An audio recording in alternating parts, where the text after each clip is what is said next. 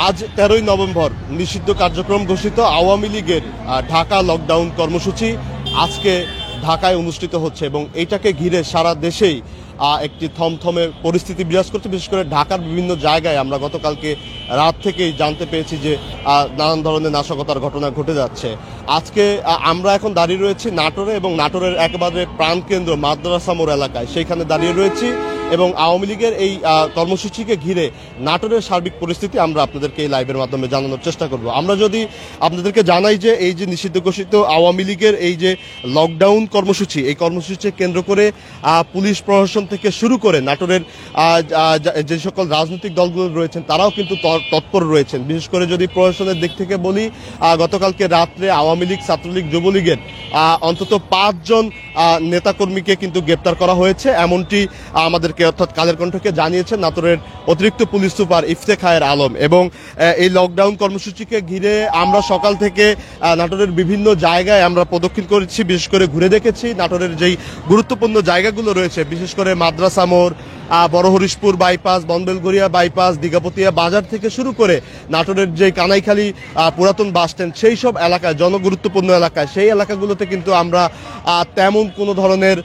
যে আওয়ামী লীগের নেতাকর্মীদের তেমন কোনো উপস্থিতি বা তাদের কোনো কর্মসূচি আমাদের কিন্তু নজরে আসেনি। তবে আওয়ামী লীগের নেতাকর্মী বা তাদের কর্মসূচি নজরে না আসলেও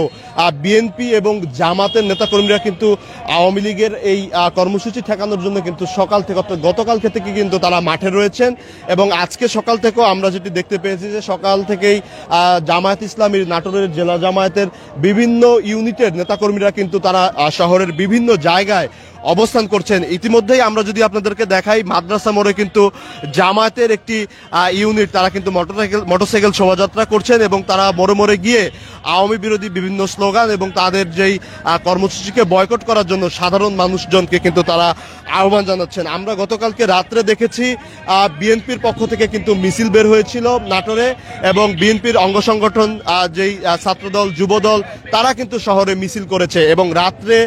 একেবারে গভীর রাত্রে এনসিপির নেতৃবৃন্দরা তারা কিন্তু লাঠিসোঁটা নিয়ে নাটোরের বিভিন্ন পয়েন্টগুলো রয়েছে সেইখানে কিন্তু তারা মিছিল করেছে। তবে আওয়ামী লীগের এই লকডাউন কর্মসূচিকে ঘিরে আমরা সাধারণ মানুষের সঙ্গে কথা বলার চেষ্টা করেছি। সাধারণ মানুষজন তাদের যে অন্যান্য দিন স্বাভাবিক দিনের তুলনায় তারা কিন্তু আজকেও ঘর থেকে বের হয়ে আসছেন। তবে আমরা শহরের যখন হরিশপুর, বড় হরিশপুর এলাকায় ছিলাম বাইপাসে, অর্থাৎ যেটা ঢাকা রাজশাহী, ঢাকা নাটোর এবং ঢাকা বগুড়ার যে সংযোগস্থল, সেই জায়গাতে গিয়ে স্থানীয়দের সঙ্গে কথা বলে যতটুকু জানতে পেরেছি, অন্যান্য দিনের তুলনায় আজকে দূরপাল্লার যে বাস চলাচল সেটা কিছুটা সকালে পরিস্থিতি কম, তবে বেলা বাড়ার সাথে সাথে সেটা আরো বেশি বাড়বে বলে স্থানীয়দের এবং যারা এই পরিবহন শ্রমিক বা পরিবহন সংশ্লিষ্ট যারা রয়েছেন তাদের থেকে জানতে পেরেছি। তো আওয়ামী লীগের যে লকডাউন কর্মসূচি, এই কর্মসূচিতে নাটোরে এখন পর্যন্ত তেমন কোনো ধরনের যেই তাদের যেই কর্মসূচি সেটা কিন্তু এখন পর্যন্ত আমাদের নজরে আসে নাই এবং এই তাদের এই কর্মসূচি যে প্রতিহত করতে বা কোনো ধরনের সহিংসতা যাতে নাটোরে না হয়, এই জন্য কিন্তু যে সকল রাজনৈতিক দলগুলো রয়েছে তারা যেমন সোচ্চার রয়েছেন আমরা বলছিলাম, পাশাপাশি পক্ষ থেকেও কিন্তু এইখানে নিরাপত্তা ব্যবস্থা জোরদার করা হয়েছে। আমরা জেলা পুলিশের অতিরিক্ত পুলিশ সুপারের সঙ্গে কথা জানিয়েছেন যে 5 জন আওয়ামী লীগের এবং আওয়ামী লীগের অঙ্গ সংগঠনের বিভিন্ন নেতা কর্মীদেরকে কিন্তু গ্রেফতার করা হয়েছে গতকাল রাত্রে এবং নিয়মিত যে টহল রয়েছে পুলিশের, সেই টহলের পাশাপাশি কিন্তু চেকপোস্ট কার্যক্রম এখানে বৃদ্ধি করা হয়েছে। জেলা গোয়েন্দা পুলিশ অর্থাৎ ডিবি পুলিশের কার্যক্রম এখানে আরো বেগবান যাতে হয় সেই দিকে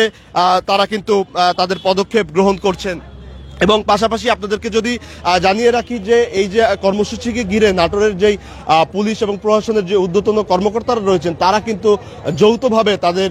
যে অভিযান পরিচালনা সেটি কিন্তু করে যাচ্ছেন। তো আওয়ামী লীগের নিষিদ্ধ কার্যক্রম, নিষিদ্ধ ঘোষিত আওয়ামী লীগের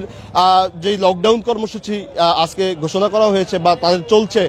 সেই ঘোষণার এখন পর্যন্ত নাটোরের সবশেষ পরিস্থিতি ছিল এই।